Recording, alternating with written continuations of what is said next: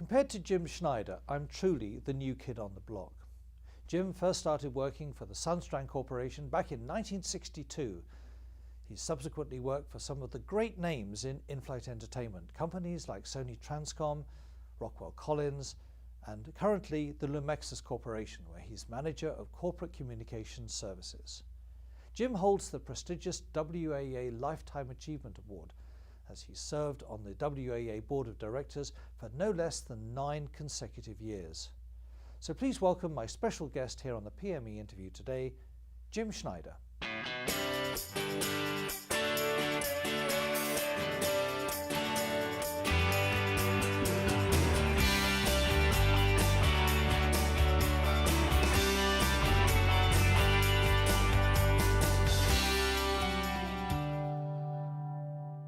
Well, Jim Snyder, welcome to the PME interview. Thank you, Steve. Thanks for taking time out to come along and see us. Let's go right back to the beginning, Jim. How did you get into the industry in the first place? Well, I grew up in the Midwest, and the major employer in that town, Rockford, Illinois, was Sundstrand Aerospace. And that's where everybody went to work if you're going to stay in town. And so I began at Sundstrand as an illustrator, doing advertising, flip charts and slides. That was before PowerPoint was ever thought of, for all the sales departments, proposal art, tech art, and 1962. So, as I say, that was about the time I was born. So it's 50 years. Yeah, I was a young child. Had you trained? Child prodigy. Had you trained as an illustrator? No, I hadn't. Actually, I learned on the job. I did have, I guess, some natural talent, and I knew the family of the person that was my boss. He was my boss there for 20 years, and I just kept going back every day and saying, you need me there, please hire me, and he did. I worked there 20 years doing Farnborough Air Show, Paris Air Show, for a little company that Sundstrand bought called Trans Com, and I would come out to California and do the Trans Com flip charts and all their sales material, brochures and things like that, and they were my account for Sundstrand.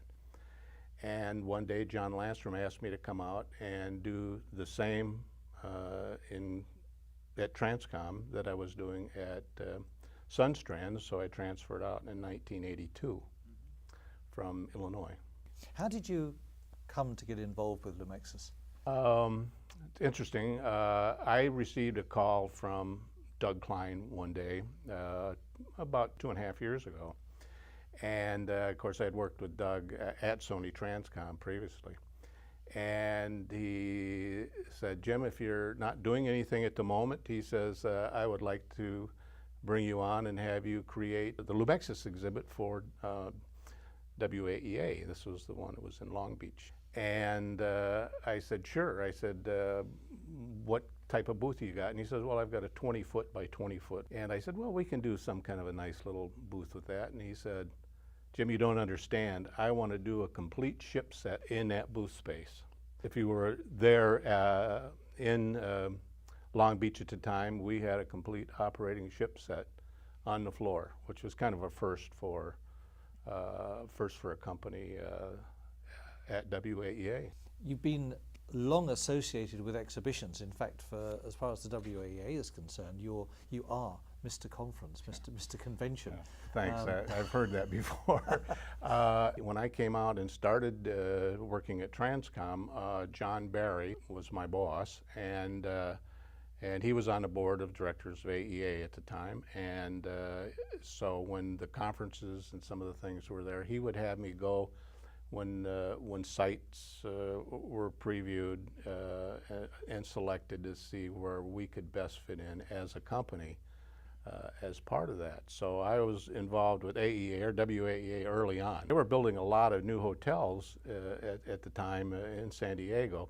But we ended up on Harbor Island, and the Sheraton bought it, and they actually added another floor onto the top of it and made all the suites.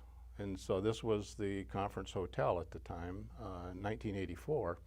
And so the big three, Machusta and the Transcom and Hughes Avicom, all took the suites up on the top floor. That was really the first big conference that I was really involved in. Jim, of all the conferences that you've been associated with over the years, what for you was the high point? What was the best? And correspondingly, what was the worst?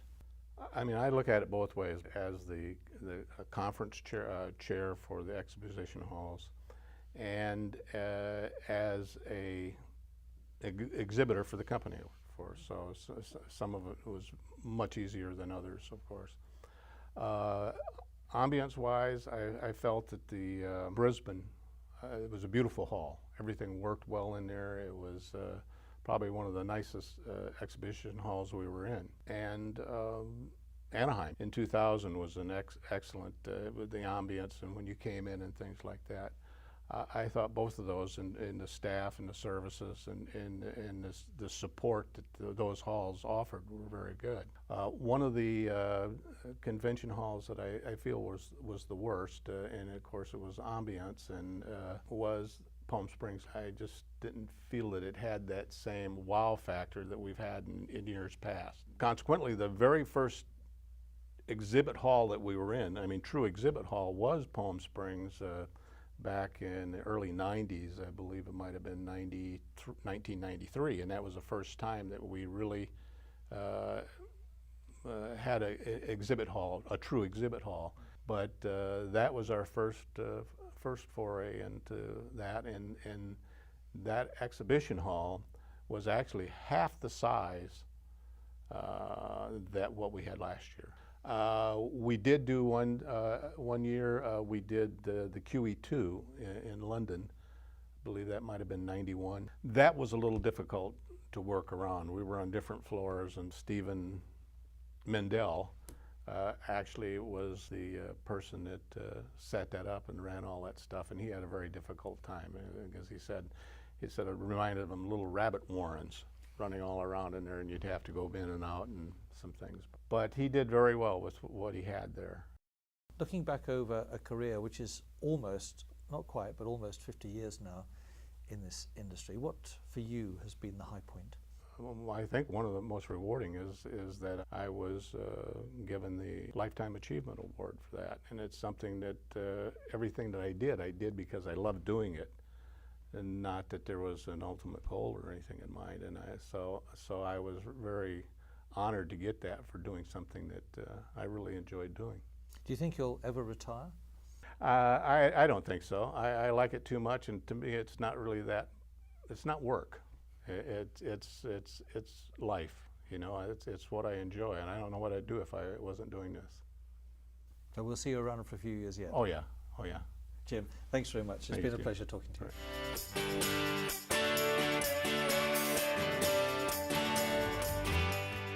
Up next, Steve Harvey talks to another very informative and interesting guest on the PME Interview.